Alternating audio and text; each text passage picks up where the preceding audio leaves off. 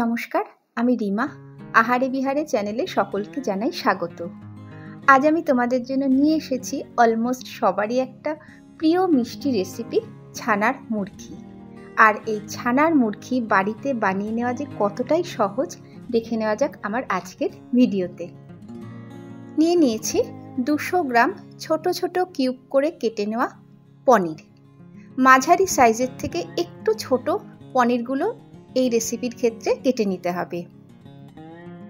এবারে ছানার মুরকি বানানোর জন্য চিনির একটা শিরা বা রস বানিয়ে নিতে হবে। তার জন্য গ্যাসে প্যান বসিয়ে দিয়েছি। দিয়ে দিচ্ছি এর মধ্যে 1 কাপ চিনি, সঙ্গে দিচ্ছি হাফ কাপ জল।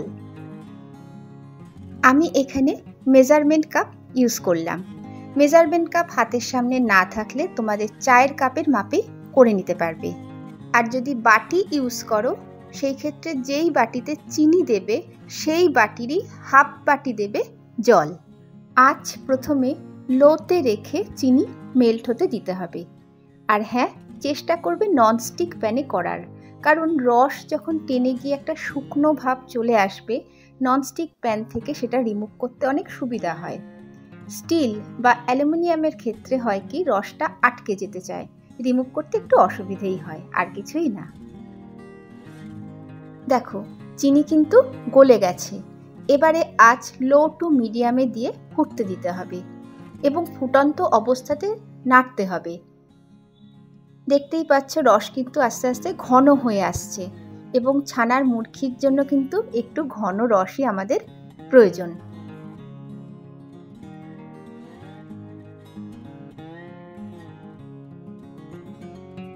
রস যেরকম চাইছি সেটা ঠিকঠাক হলো কিনা দেখে নেওয়া যাক।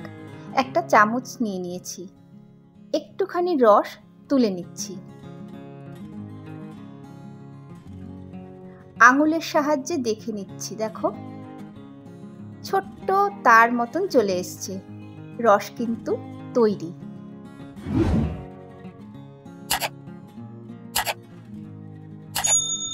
আঁচ একদম কমিয়ে দিয়ে পনির কিউবগুলোকে শিরার মধ্যে দিয়ে দিচ্ছি এবং ভালোভাবে নেড়ে দিয়ে শিরার সাথে মিশিয়ে দিতে হবে।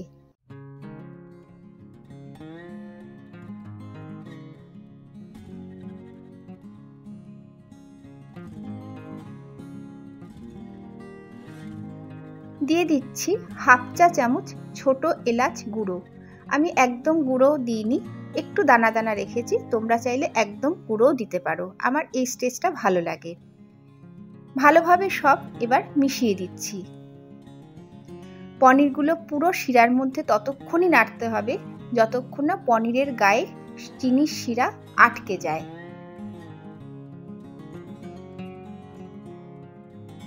দেখতেই পাচ্ছ আস্তে আস্তে কালার চেঞ্জ হয়ে যাচ্ছে, অর্থাৎ চিনির রস কিন্তু একদম জমার দিকে, অর্থাৎ জমে যাওয়ার দিকে এগিয়ে যাচ্ছে। চিনির রস কিন্তু একদম শুকিয়ে যাচ্ছে। গ্যাস বন্ধ করে দিয়েছি এবং পনিরের গায়ে দেখো রসের একটা কোটিং পড়ে গেছে। ছানার মুরকি কিন্তু অলমোস্ট তৈরি।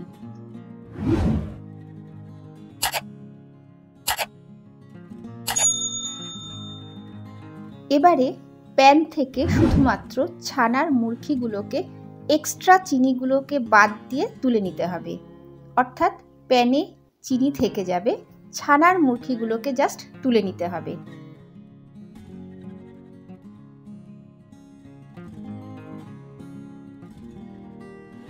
প্যানে যে এক্সট্রা চিনিটা রয়ে গেছে সেটা যে কোনো রান্নাতে কিন্তু দিতে পারবে। শরবতও বানাতে পারো, আবার যদি ইচ্ছে হয় ছানার মুরকিও বানিয়ে নিতে পারবে। ছানার মুরকিগুলোকে একটা পাত্রে নিয়ে নিয়েছি। এর মধ্যে দিয়ে দিচ্ছি 1 চা চামচ গোলাপ জল।